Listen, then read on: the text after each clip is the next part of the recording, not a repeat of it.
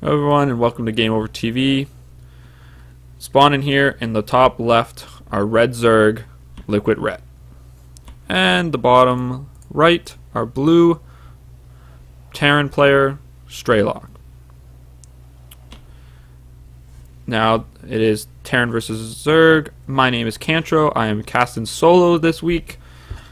And the map is Akilon Flats or Waste, or whatever version has the watchtowers, because I can never remember which one does. But this is ladder edition. It has watchtowers. As you probably know, GSL does not have these. But the matchup is TvZ, which is probably one of the more interesting matchups to watch right now, due to the fact that there's so many different styles being used. Mech has really been the signature style for Terran within this beta. And pretty interesting to see what Starcraft does in this game. This map, it does offer you 4 easy to get expansions, so pretty good for Terran early on, but it's also good for Zerg.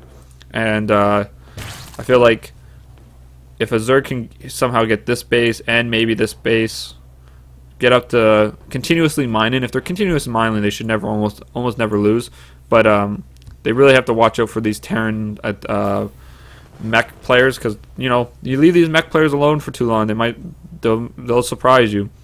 Plus a lot of changes in the Zerg metagame, just like how to play. Players like Ret are really finding it. I think they're starting to really like Heart of the Swarm, because Zerg is a lot more swarmy. It isn't this turtle broodlord style that you see a lot of the original, like some of the newer European Zergs using in Wings of Liberty. And that's just due to the fact that even Ret has said it, that he wasn't a big fan of that style. Zerg in Brood War was also very swarmy. You were continuously trying to counterattack, get in better positions, and catch those Terran down sieged. So kind of the same thing you're seeing now. On Starcraft's side, we're looking like he's just going to go for a 1-Rex expand.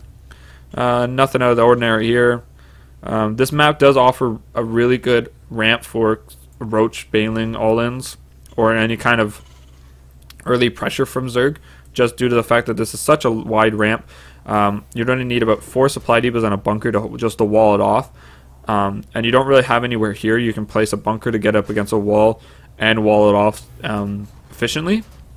So looks like Starcraft is trying to put down this bunker here. I think it's more of just a fake, trying to fake Red out, and does instantly cancel it, getting his double gas behind it. I don't think that was meant to do anything, just make Ret pull drones for a little while. It has made Ret pull most of his drones into the natural, but Ret has started mining gas. He's going to be starting his 2 queens probably. Yep, he's already got them started. He's going to get link speed as soon as possible, and I feel like Starcraft really needs to put down some kind of bunker. But if he's got good micro, if you don't get caught out of position, you can kill these 4 Zergons with 3 Marines fairly efficiently. Interestingly, we have a Roach Warren coming down from Ret, which is pretty early on. You might try to do some early Roach pressure, which I was talking about earlier. Because of this ramp, it's fairly easy to do some sort of damage. Take down the bunker, kill the Marines, kill a couple Hellions, maybe kill a couple supply depots, supply block the Terran, and just go back, take a third. But on the other side, this map is really good for Hellions, because they can run right into the natural, or right into the main from the natural without ever being blocked by anything down here, because you're going to need about 2 tumors to wall off, or to creep up this ramp. But on Starcraft's side, we're seeing him, he's starting off that factory, finishing up that factory, getting the reactor, switching those over. Be interesting to see if he goes in for a starport maybe after this, or starts maybe a second factory. Now he did put this bunker in a nice position, in which I was talking about earlier, where you put it here, it is surrounded by some walls, so it doesn't actually get hit by anything surrounding it. But 7 roaches walk up here, and that thing's going down. Nothing to really stop it from being taken down, like no supply depots, nothing. And an SCV pull is going to take you a few minutes, so we're going to see if that actually happens. So these roaches are coming up the main, and the SCV pull was really good because these Hellions were able to spot it early. And it looks like Rhett's gonna just try to barrel his way up into the main here, which seems to be working out for him. Starcraft is probably going to lose most of these Hellions and or these SCVs, and it looks like he is. And that Marauder's having the worst day of his life, and both those Hellions go down simultaneously. We're going to see quite a few SCVs going down here. There's 2 Roaches here doing that damage in the main natural. A lot of damage going down in the main. Seeing 13 workers killed right now. Now, the only saving grace for him right now is that he does have this 3rd CC on the way. He will be able to hopefully get this count up early, as Rhett is still only on 2 bases. But Rhett is going up to 4 gases now behind this. And it looks like he's probably going to do some kind of tech switch now. Just now starting his lair. Roach Link Speed is actually now just starting. Getting the Spine Crawler up. So Rhett's in a great position right now. This is exactly what he wanted to get out of that attack, and I feel like if you I feel like this map is one of those maps where you need to go tanks or mines earlier than the Hellions, just due to the fact that of this ramp. And like, think of this mine, these 2 mines that have been here with 2 Hellions. Yeah, the Hellions, you know, they saw the attack coming, but these mines are never going to lose value. They're always going to be very good. Rhett taking a 3rd base now, starting his Baneling nest, starting his Evo chamber, his 2nd Evo chamber, and we'll see if Rhett goes into a different style. He did see this factory, this barracks on this tech lab, so it looks like he does think, just by reading the unit composition that Rhett is building, it looks like he does think Starcraft is going to go for some kind of bio play, but it looks like he is planning to change to mech. He finished the armory fairly early, getting out of Thor, and I see no armory or engineering base started yet, so it does strike me as a mech transition from here. But right now the only problem is that we're just going to check the worker tab, and it's, you know, Red is up by quite a few workers. He does have 3 mules, so that is his saving grace here.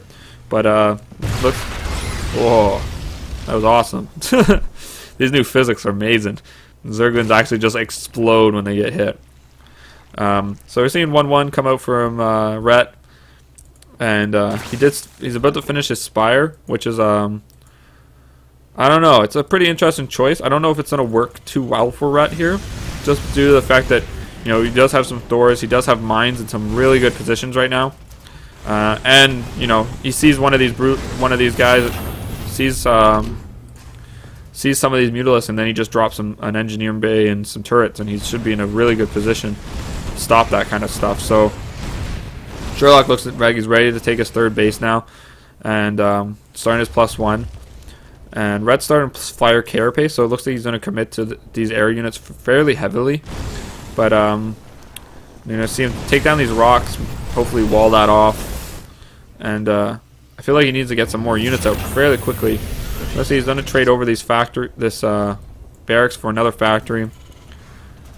Get another reactor going. Probably maybe make more Hellions, more mines. Starting a 5th factory now. Just about to finish his 2nd armory up. And Red is now taking his 4th base. Now this is an interesting 4th base, due to that he could just take this one. But he took this one, which is probably smart due to that he has so much map control. He knows that Straylock is stuck in his base. And if you're able to mine this base out, or at least get these geysers down fairly low early on, you're able to fully mine this base out, and that way when Straylock does, say he does eventually kill it, he is able to take this base behind it. Now, he is starting to go for roaches now. You're seeing him start the roach speed, +1 roaches, and evolution chamber, or not evolution chamber, infestation pit was just finished building. So, yeah, it looks like the tech choice from Rhett is going to be Mutalisks for now. Now, Mutalisks are really good against mech early on, just due that they can control so much space. They can make sure that the Terran has to stay in his base, doesn't play too greedy, and, you know, forces turrets. But the problem is, which you're only seeing a few being constructed right now, but probably adding more on later on. But Mutalisks over time will lose their value. The store count, you know, is at 2. As it slowly grows higher and higher, these Mutalisks will be more and more useless. One mine shot going off, killing one of the Mutalisks there. Shrock, a little late reaction there. Needs to pull his SCVs just a little bit more. Oh, a lot of Mutalisks getting hit there. Big clump. Quite a bit of damage being put down. And Red doesn't really have an Overseer with these, which I feel would be a better choice. That mine probably wouldn't have got the shot off. But great defense there by Starcraft against the Mutalisk. He's got some great got one mine with 2 turrets, which is probably your best idea, because these turrets are going to do so much damage to Mutalisk. Then you add one of these mines that do splash damage, and then the Mutalisks start really going down quite quickly. But Rhett now started another base up here in that expansion I was saying about his pocket base. This one is probably the more protected one. He doesn't have to worry about going down. Now we're seeing a lot of Zerglings. We got Roaches now being constructed. We got some Vipers on the way.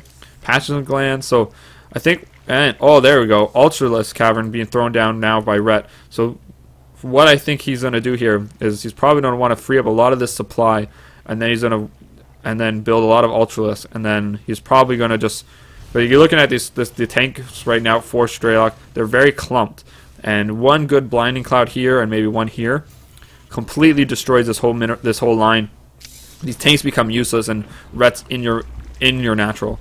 So you know, Rhett's starting a lot of Evo chambers here in the middle of the map. Now what he's going to be able to do with those is he's going to be able to consume all of them with the Vipers, get all their energy up to full, and be able to cast as many blinding clouds as he wants. No Ultralisks being constructed just yet. Got some Banelings on the way. Did he get Baneling speed? Of course he did. He's Rhett. Of course he got Baneling speed. But yeah, so it looks like he's going to. I think Rhett's was going to try to do some kind of bust, but it looks like Straylock is more than happy to meet him in the middle of the map right now. Only 2 Vikings out, so not a great one. Great blinding cloud there, a second, a third, and Rhett's all over these units right now. These Mutalisks not really helping out, going after the Vikings, but wow, even with that blinding cloud, that was the most inefficient trade ever. Straylock getting a perfect, just so many Hellbats, and Rhett was so Ling heavy there that those Hellbats just, you know, he's only got a few left, but you know, those Hellbats are worth their weight in gold sometimes, especially against a very Ling heavy player like Rhett is right now. These Overlords need to get back, or they're going to get all taken out, and Rhett's going to get supply block. But just more Zerglings on the way. He's got 4 Ultras on the way, which are going to be he's going to need for this fight. Ultras very strong against mechanical units, get a bonus against mech, and are very useful in this scenario.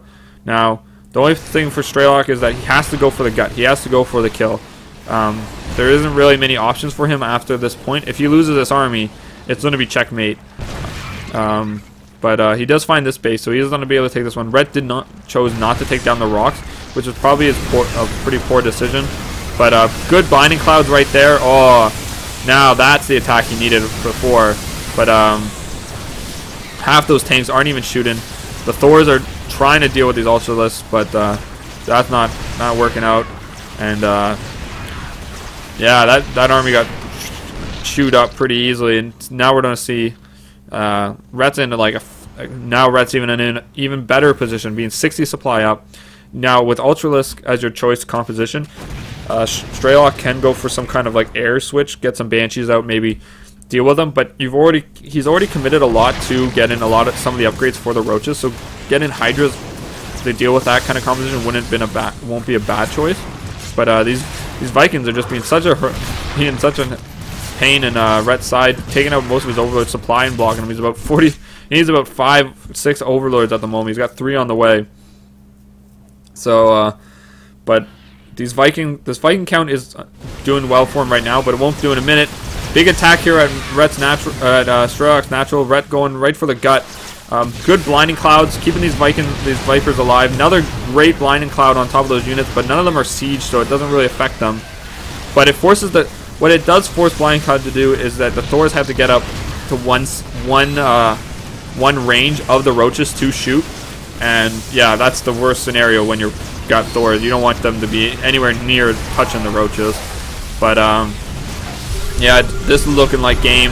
Straylock's got a lot of units on the way, but nothing on the field right now. And there's the GG. some really good use of Blinding Cloud, and just fantastic play by Rhett. It was looking a little grim there when he took that fight in the middle, but I feel like Rhett was ready to free up supply. He forced Strelok to siege, got a lot of the tanks down, and then was able to remax fairly quickly, got some ultras out, and that was game changing, especially when he caught him in that choke.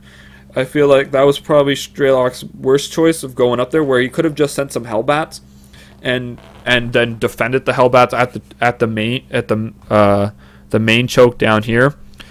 But great game played by both sides. Rhett really showing that he's doing really well in Heart of the Swarm, and I feel like this game is going to fit his style a lot more. I feel like a lot of the other Zergs that maybe were used to the Turtle Broodlord style are going to find it fairly difficult to transfer from one game to the other. But if you like playing aggressive, man, Zerg is going to be the race for you. But thanks for watching. My name is Cantro. You can find my information at the bottom. Like and subscribe to this channel. Like us on Facebook. Game is Over TV on Facebook. RR_Game Over on Twitter. Please follow, like, subscribe. It would help us out a lot. And thank you for watching.